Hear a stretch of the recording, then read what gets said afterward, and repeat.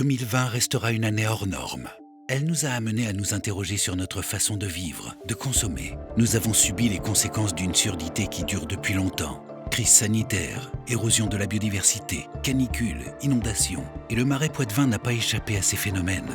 Dans ce contexte qui n'est pas inéluctable, nous, élus, avons l'opportunité de faire face, de participer à la mise en place d'actions concrètes sur le territoire du parc. Un espace de partage et de concertation. C'est un catalyseur de projet. Et nous avons saisi cette chance pour préserver un espace de nature, un cadre de vie exceptionnel. Sensibiliser à ces enjeux dès le plus jeune âge est important. L'école et son approche éducative entrent alors en jeu. Et donc on a mis là depuis plusieurs années en place un appel à projet sur le territoire du Marais Poitevin envers les écoles de tout le territoire pour faciliter la connaissance, une meilleure appropriation du marais. Préserver la terre et les paysages. Protection du marais mouillé et des zones humides de France.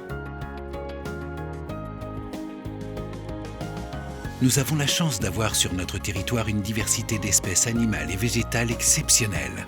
Cette biodiversité est essentielle au maintien de l'écosystème dont nous faisons partie. Nous nous appliquons donc avec ferveur à maintenir cet équilibre fragile.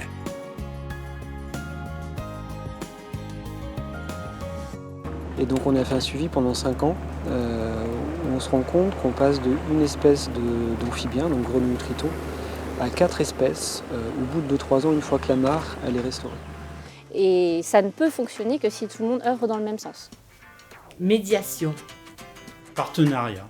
C'est notre patrimoine et il faut le conserver et en prendre soin.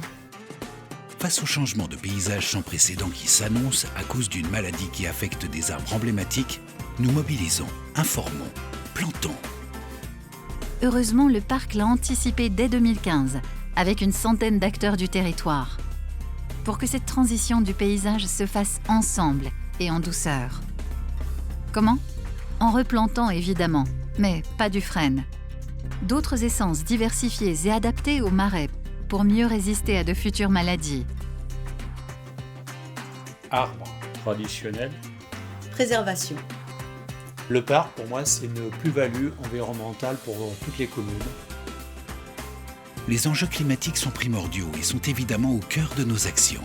Que ce soit la gestion du paysage ou l'architecture, tout est pris en compte pour faire face aux menaces grandissantes. Nous avons mis en œuvre un plan architecture. C'est tout simplement la volonté de sensibiliser les habitants du parc aux caractéristiques de son paysage.